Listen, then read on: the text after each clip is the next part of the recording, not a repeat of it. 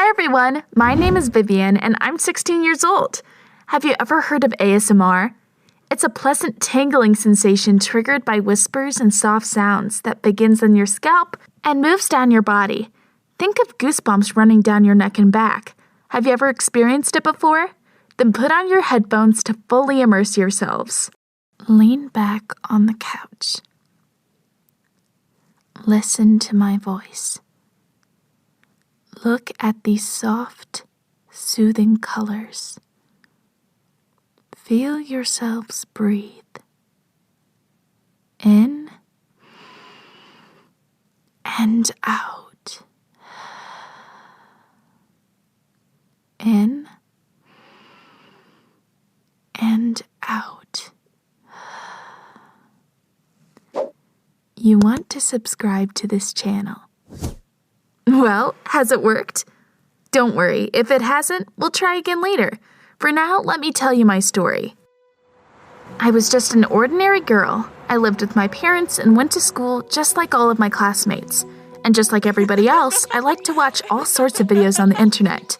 Who doesn't like that?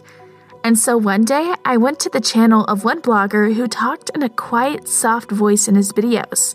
I hadn't heard anything about ASMR before that. When I put on my headphones and turned on his video, I immediately felt goosebumps run down my back and arms.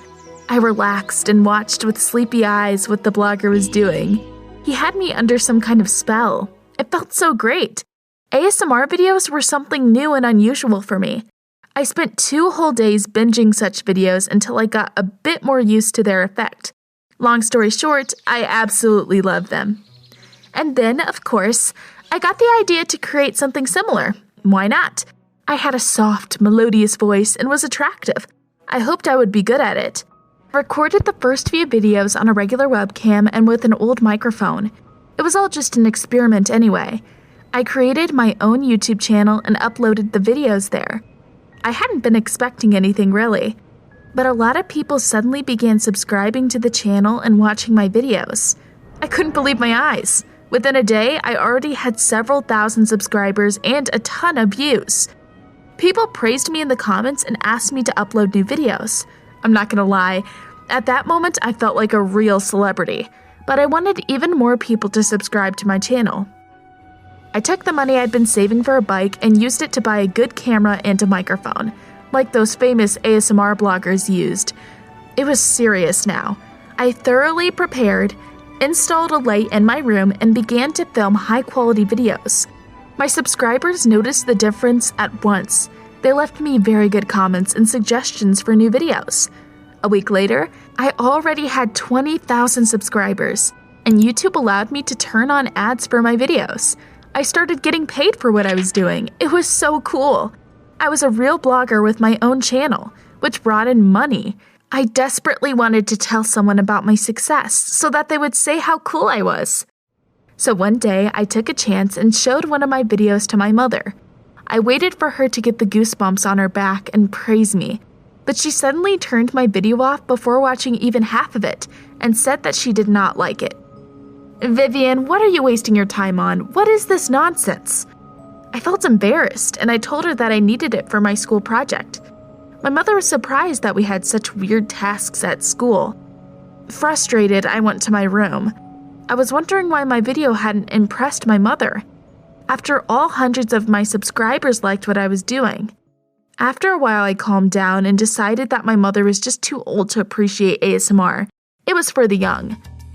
Meanwhile, my channel and the number of subscribers to it kept growing. My audience asked me to use various triggers in the videos. A trigger is anything that causes those pleasant sensations. After all, not only a quiet voice can send goosebumps down your neck. There are many other interesting sounds as well. But to do all that, I needed to get some things first. I went shopping and bought a bunch of things that I could use in my videos. Various combs, shampoos, sponges, sticky tapes, and other things that could be used to make sounds. I began to film all sorts of videos using those props in creative ways. I used them to make the most unusual sounds. My audience loved it so much. My videos kept getting more and more views, and there were so many comments I didn't have time to read them all. I had a real fan base. but unfortunately, it was all online. And I wanted to get recognition in real life and be admired by real people.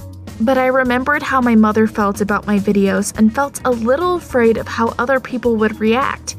So I decided to see how my classmates felt about ASMR first. After all, they were the same age as me and were probably familiar with it. I showed a video of another ASMR blogger in class and told my friends what it was about. But for some reason, my classmates didn't like the video. And Miles, the leader of our class, even said it was for sick people. Others agreed with him immediately. I felt awful when I heard that. But what surprised me the most was that they didn't feel any pleasant sensations while listening to ASMR, unlike me. I couldn't understand it. If everyone I knew didn't like such videos, then why did I have so many subscribers? Where were all the people who liked ASMR?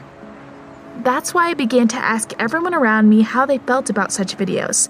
I would ask people I knew well and complete strangers. I would show the videos to shop assistants and teachers at school.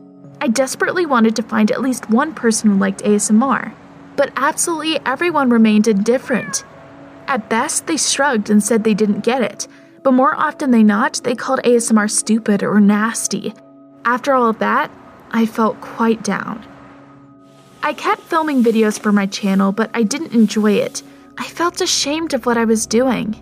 Yes, it brought in money, and I had a ton of fans, but I no longer believed their excited comments. What happened then was something I'd been dreaming of while starting out, and had been very afraid of lately. Everyone found out about my channel.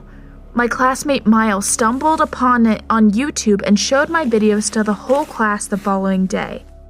They immediately started making fun of me. I heard a lot of hurtful jokes back then. "Hey Vivian, why don't you chew my backpack? It would also sound great," Miles chuckled. I didn't know how to handle all of my classmates' cruel jokes. I became a laughingstock at school.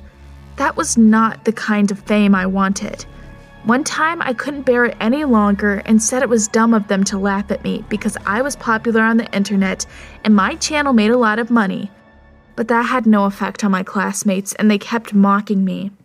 I had a surprise waiting for me at home as well. I'd forgotten to turn off my laptop and my parents had seen what I'd been doing. So when I got home from school, they started scolding me and demanded that I stop filming that nonsense. Tried to convince them that my channel was a serious business and that I made a lot of money from it, but my parents didn't want to listen. "Don't disgrace our family like this. These videos are disgusting," shouted my mother. I felt devastated and went to my room.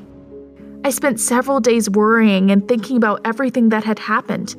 For some reason, I kept wondering if I had really been doing something stupid. I put all of my equipment in a box and deleted my channel. It was over. Some time had passed since then. My parents had calmed down and stopped reminding me about the videos I had been posting. Everything went back to being quiet and peaceful. However, one day, I accidentally caught my mother watching something on her laptop. She had her headphones on and was staring at the screen with sleepy eyes. When I came into the room, she quickly turned the laptop off, so I didn't have time to see what she had been watching.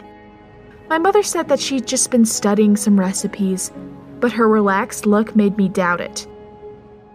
At school, everyone had calmed down and forgotten all about my shameful story pretty quickly as well.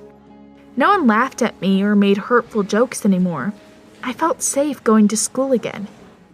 One time I came back to class after a break and I saw Miles sitting there alone. He was wearing headphones and watching something on his phone.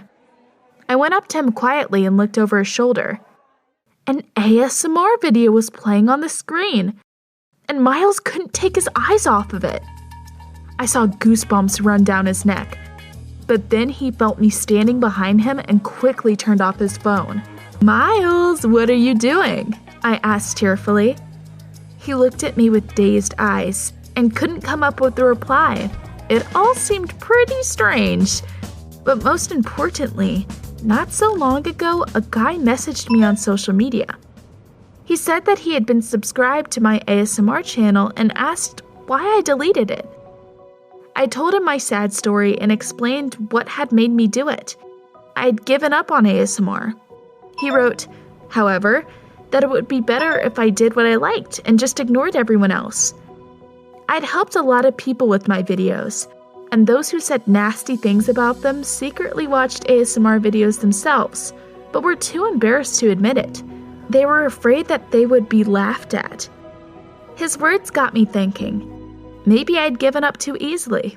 What do you think? You liked my story, didn't you? You like listening to my voice. You like looking at me. You feel relaxed, nice and easy. You feel refreshed.